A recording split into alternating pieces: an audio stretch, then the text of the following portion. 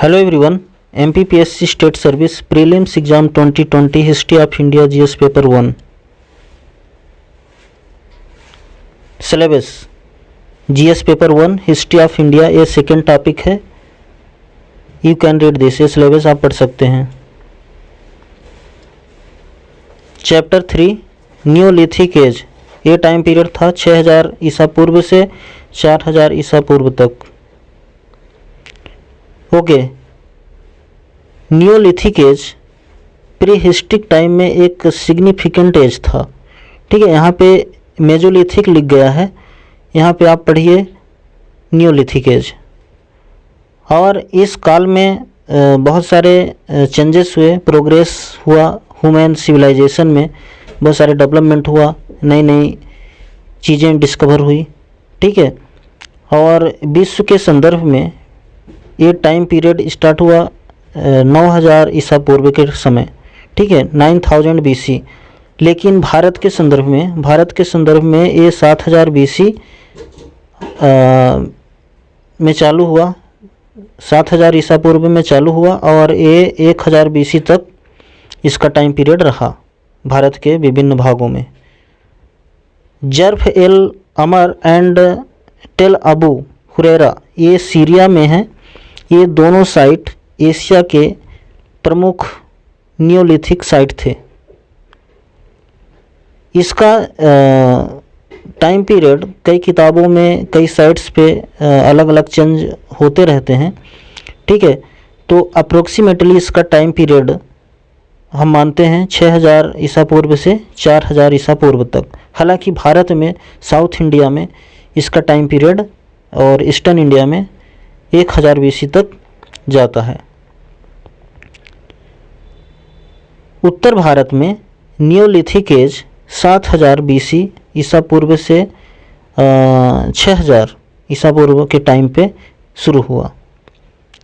और ये कुछ स्थानों में दक्षिण भारत और पूर्वी भारत में कुछ स्थानों में ये 1000 ईसा पूर्व तक शुरू हो पाया। न्योलिथिक रिवोल्यूशन इस काल में एक क्रांति कह सकते हैं हुआ, जैसे क्योंकि इसमें नए नए इनोवेशंस हुए और इस टाइम में इसलिए बहुत सारे development, progress, prosperity human life में आने के कारण इस टाइम पीरियड को बी गॉर्डन चाइल्ड ने इस काल को क्या नाम दिया? Neolithic revolution. एक शब्द यूज किया इस काल के लिए, Neolithic revolution.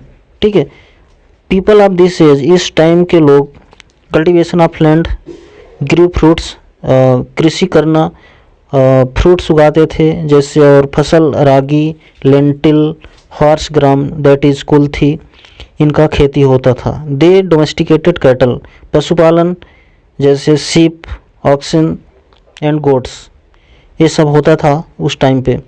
There was also improvement in agriculture, कृषि में बहुत सारा सुधार हुआ। ओके, व्हीट, गेहूं, बार्ले, राइस, मिलेट, ये सब भारत में डिफरेंट पार्ट्स में डिफरेंट टाइम में ये सब उगाया जाता था। Rice cultivation was extensive in eastern India, पूर्वी भारत में राइस कल्टीवेशन सबसे ज़्यादा होता था। ठीक है, कैटल जो है पशुपालन, एक कृषि के लिए उपयोग होते थे, प्लस ट्रांसपोर्ट के लिए भी इसका उपयोग होता था। और इस टाइम के लोग क्लॉथ्स किसका यूज करते थे? कपड़े, कॉटन और वूल के। कल्टीवेशन जो था प्लांट्स और पौधों की प्लांटेशन, कृषि और डोमेस्टिकेशन ऑफ एनिमल, पशुपालन, कृषि होने के कारण लोगों का जो जीवन है सेटल्ड लाइफ हो गया है ना, वो एक स्थान पे सेटल होना शुरू हो गए। इसलिए इसके कारण विलेज कम्युनिटी बनना शुरू हो गए। और उस टाइम वो किस प्रकार के घर में रहते थे? सर्कुलर एंड रेक्टेंगुलर आकार के घर होते थे और वो मड एंड रीड के बने होते थे। ठीक है, और उस टाइम के लोग नाव बनाना और कॉटन स्पिन करना, ये सब कपड़े बुनना जानते थे। ठीक है। नेक्स्ट, सोसाइटी में बहुत तेज़ी से विकास हो रहा था, इसलिए देखो श्रम, अतिरिक्त श्रम, एडिशनल लेबर की ज़रूरत पड़ी। इसलिए अब लोग अपने सगे संबंधियों के अलावा भी लेबर प्राप्त करने लगे, यानी श्रम उनके लिए ज़रूरी था, यानी आउट ऑफ रिलेशनशिप। ठीक है। और उस टाइम पे लार्ज अर्न्स, बड़े बड़े कल्स, यानी कि जो डेड हो जाता था मृत शरीर के बरियल्स के लिए बड़े बड़े अर्न्स, कलश यूज किए जाते थे कॉफिन्स के रूप में। मड ब्रिक, जो घर बनते थे मड ब्रिक्स के बनते थे। हालांकि पहले घर जो बनते थे घास फूस के बनते थे, लेकिन अब मड ब्रिक्स का उपयोग होने लगा था। नियोलिथिक टाइम में जो कम्युनिटी था, यानी कि उस टाइम की जो नियोलिथिक ईरा की कम्युनिटी थी, पहले वो लोग पॉटरी का काम हाथ से करते थे, यानी मटके बनाने का काम, मिट्टी के बर्तन बनाने का काम हाथ से की जाती थी। बाद में वे पॉटर व्हील, पहिया का उपयोग करने लगे। ठीक है। और कौन कौन से टाइप्स के पॉटरी बनती थी, जैसे black burnish ware, grey ware and mat impressed ware. Mat impressed ware, ये 3 टाइप के पॉटरी बनती थी। नेक्स्ट, और इस टाइम के लोग बहुत बड़े स्केल पे बहुत ज़्यादा पॉटरी का उत्पादन करने लगे। ठीक है। पॉटरी का उपयोग खाना बनाने और ग्रेन्स, अनाज को रखने के लिए होता था। नियोलिथिक पीपल किसी निश्चित समय में, ठीक है, वो लोग पॉटरी बनाना चालू किए थे। मतलब हर जगह एक टाइम पे ही हर जगह, भारत में हर जगह पॉटरी बनाना लोग शुरू नहीं कर दिए, है ना। डिफरेंट था, हर पॉइंट ऑफ टाइम और प्लेसेस डिफरेंट थे।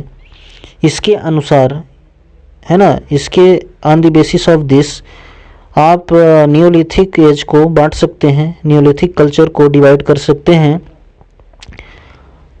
असेरामिक नियोलिथिक एज, मतलब इसमें मिट्टी का उपयोग नहीं होता था, मिट्टी के बर्तन के उपयोग नहीं होते थे। दूसरा है सेरामिक नियोलिथिक एजेस। ठीक है, मतलब इसमें मिट्टी के बर्तन शुरू हो गए। नियोलिथिक मैन स्टोन टूल्स में बहुत इनोवेशन किया। ठीक है, और स्टोन टूल्स बनाने में बहुत सुधार हो गई। अब ये लोग स्टोन टूल्स इनके पॉलिश्ड होने लगे, पॉलिश स्टोन टूल्स बनने लगे, पैक्ड और ग्राउंड स्टोन टूल्स बनाए जाने लगे। ठीक है, okay. Technology of making tools बनाने की टेक्नोलॉजी में और उपकरण जो बनाने की टेक्नोलॉजी था, इसमें बहुत तेज़ी से सुधार हुआ। और स्टोन टूल्स अब तो पॉलिश हो गए। ठीक है, और the polish axes were found to be more effective. जो एक्सेस थे, पॉलिश किए हुए एक्सेस, अब ये बहुत प्रभावपूर्ण होने लगे। ठीक है, क्योंकि हंटिंग, चाहे वो हंटिंग के लिए हो या फिर पेड़ काटने के लिए हो, कटिंग ट्रीज, अब वो बहुत आसानी से काम कर सकते थे। सहूलियत हो गई, क्योंकि अब जो एक्सेस कुल्हाड़ियाँ, औजार सब ये पॉलिश्ड हो गए, स्मूथ हो गए, है ना, कंफर्टेबल हो गए। इस पीरियड के लोग जो है स्टोन टूल्स का यूज़ तो करते थे, इस पे निर्भर ही थे, लेकिन but use stone other than quartzite. पहले क्वार्टजाइट के पत्थर के बनते थे स्टोन टूल्स, अब इसके अलावा भी वो लोग इस पत्थर के अलावा भी टूल्स बनाए जाने लगे। ठीक है, अब बहुत लीथल थे, यानी कि आपके जो टूल्स बनते थे अब बहुत ख़तरनाक होते थे, यानी बहुत इफेक्टिव होते थे, है ना, पहले की अपेक्षा, और फिनिश्ड होते थे, यानी बहुत अच्छा सुधार आ गया, और पॉलिश्ड तो होते ही थे।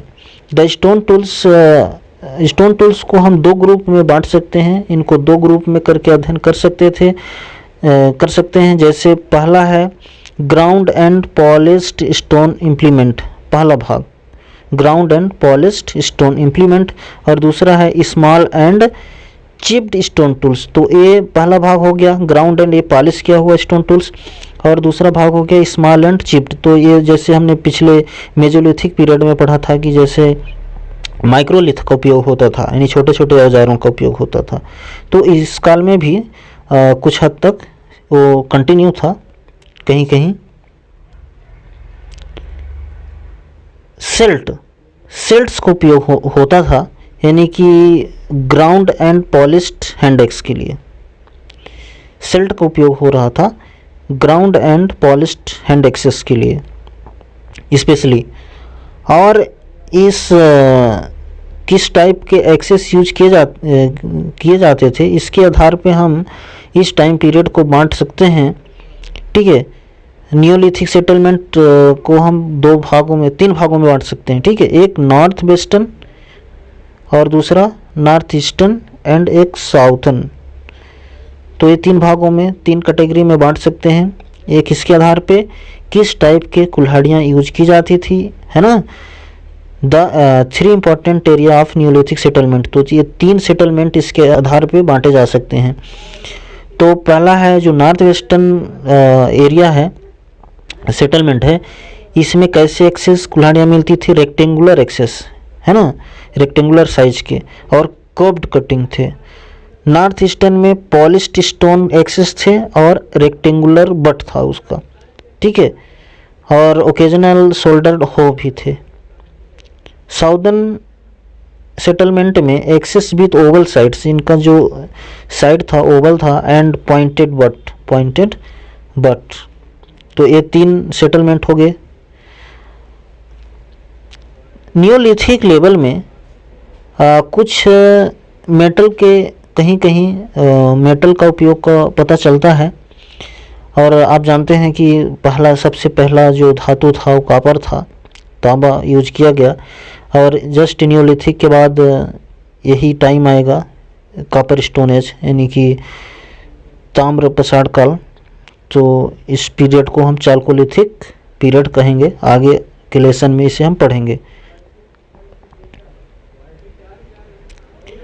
Important site of this age, इस नियोलिथिक एज के कौन कौन से महत्वपूर्ण स्थल हैं, साइट हैं। बुर्जा होम एंड गुप्त क्राल। बुर्जा होम एंड गुप्त क्राल का मतलब है द केव ऑफ द पाटर, और ये जम्मू कश्मीर में है। ठीक है, ये दोनों Burzahom and Gufkral. Famous for pit dwelling, ये किसके लिए फेमस हैं, पिट ड्वेलिंग के लिए, और यहाँ पे स्टोन टूल्स भी मिले हैं। एंड ग्रेव यार्ड्स, घर के अंदर स्टोन टूल्स मिले हैं, और क्या मिला है, यानी वहाँ पे समाधियाँ। बुर्जा होम में यहाँ पे रेक्टेंगुलर चॉपर्स मिले हैं, rectangular chopper, dog and balls. ये अपने मालिक के साथ दबाए हुए मिले हैं, यानी कि समाधि में जब कोई आदमी मर जाता होगा तो वो मालिक के साथ rectangular chopper, dogs and balls उसके साथ में बरीड दबा देते थे। तो बुर्जा होम में ये मिला है। मास्की और ब्रह्मगिरी, मास्की, ब्रह्मगिरी, पिकली हल में कैटल हर्डिंग के प्रूफ मिले हैं। बुदी हल में community food preparation and feasting का प्रमाण मिला है। टेकलाकोटा, हुल्लूर, ये पूरे साइट कर्नाटक में मिले हैं। ठीक है, ये कर्नाटक के साइट्स हैं। पयमपल्ली तमिलनाडु में ये साइट है। और उतनूर ये आंध्र प्रदेश में है, अब ये तेलंगाना में आ गया है डिवीज़न के बाद। गारो हिल्स मेघालय में ये पूरे साइट्स हैं। चिरंद एंड सेनुवर बिहार में ये साइट्स हैं।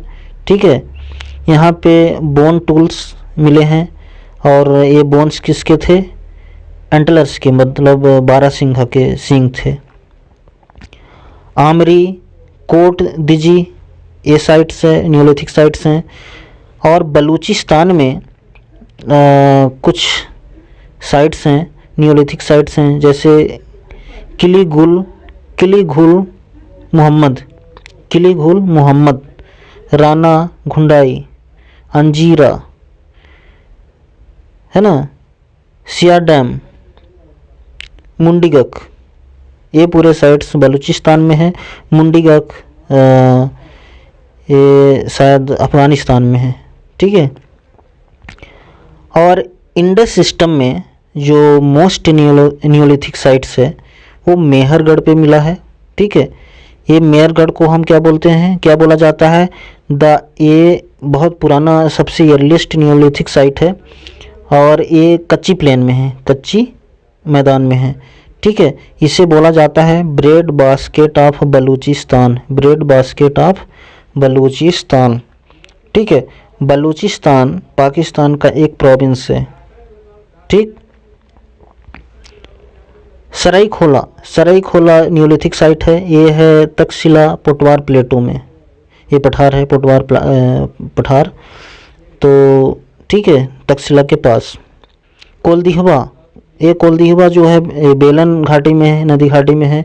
यहाँ पे 3 फोल्ड नियोलिथिक मतलब कल्चर मिला है, जैसे नियोलिथिक कल्चर भी है, चाल्कोलिथिक भी है एंड आयरन एज सेटलमेंट भी। यहाँ पे 3 फोल्ड सेटलमेंट मिला है, ठीक है। कोलदीहवा ये जो बेलन वैली में है। कोलदीहवा एंड महागारा, कोलदीहवा और महागारा ये जो यहाँ पे दोनों साइट्स पे दुनिया में सबसे अर्लीस्ट चावल के प्रमाण मिले हैं, ठीक है। The earliest evidence of rice cultivation, तो ये दोनों ऐसे स्थान हैं कि यहाँ पे चावल की खेती के दुनिया के प्रमाण मिले हैं, मतलब ये फर्स्ट साइट है ना। और क्रूड हैंड मेड पॉटरी भी मिले हैं और many state of circular huts, यानी कि गोलाकार कुटियों के परत भी मिले हुए हैं। तो कोलदीहवा एंड महागारा दुनिया के पहले साइट हैं चावल की खेती के लिए। चोपनी मांडो जो बेलन वैली में है, यहाँ पे पॉटरी के सबसे अर्लीस्ट एविडेंस मिले हैं, ठीक है।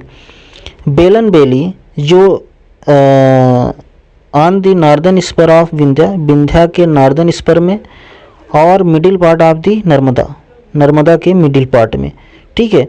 यहाँ पे कौन कौन से सेटलमेंट मिले हैं, यहाँ एक ऐसा साइड है, यहाँ पे पैलेयोलिथिक है ना, जो पैलेयोलिथिक का 3 भाग होता है, lower palaeolithic, middle palaeolithic, upper palaeolithic and mesolithic and neolithic settlement. यहाँ पे कंटिन्यूअसली पूरे सेटलमेंट मिले हैं, ओके। इनाम गांव ये भी साइट है, नियोलिथिक साइट है। दौजली हैडंग त्रिपुरा असम में है, ये भी साइट है, ओके। अब कुछ एडिशनल इंफॉर्मेशन देख लेते हैं। इनाम गांव ये पुणे डिस्ट्रिक्ट महाराष्ट्र में है। दौजली हेडिंग ये दीमा हसाओ जिला असम में है। बेलन वैली ये टोंस नदी की सहायक नदी है। चोपनी मांडो बेलन वैली में है, ठीक है, प्रयागराज डिस्ट्रिक्ट उत्तर प्रदेश। कोलदीहवा ये कहाँ है, देवघाट गांव में है और ये बेलन वैली प्रयागराज डिस्ट्रिक्ट उत्तर प्रदेश, ठीक है।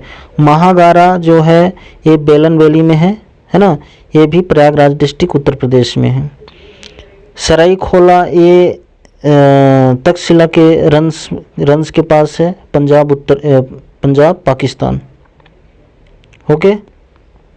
और क्या है, तक्षशिला जो है एक, इसको हम बोलते हैं सिटी ऑफ कटस्टोन, ये रावलपिंडी डिस्ट्रिक्ट पंजाब पाकिस्तान में है, ठीक है।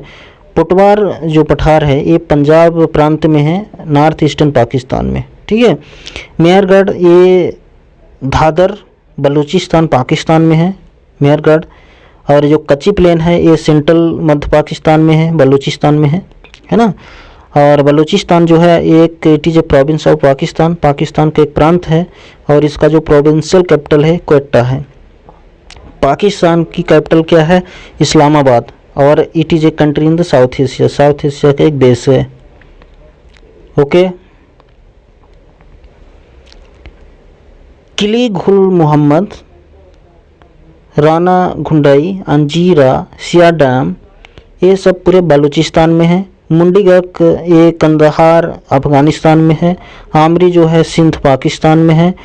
कोट दिजी ये खैरपुर डिस्ट्रिक्ट में है, सिंध पाकिस्तान।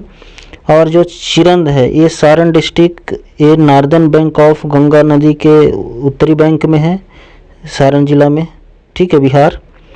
और ये सेनवर एक गांव है, रोहतास जिला, बिहार में, ठीक है। और बिहार की राजधानी पटना है, ठीक है। इसका जो फॉर्मेशन था 22 मार्च 1912 में हुआ था और इसको राज्य का दर्जा जो है 26 जनवरी 1950 को मिला। क्लियर। गारो हिल्स जो हैं ये गारो खासी रेंजेस के भाग हैं मेघालय में। उटनूर जो है एक सेंसस टाउन है, ये आदिलाबाद जिला तेलंगाना में है। बुरजाहोम ये श्रीनगर जम्मू कश्मीर केंद्र शासित प्रदेश में है। गुफक्राल जिसको हम बोलते हैं द केव ऑफ द पाटर, ये श्रीनगर जम्मू एंड कश्मीर में है, ठीक है। तो इस लेसन में इतना ही। Thank you for watching this lesson. Stay with us.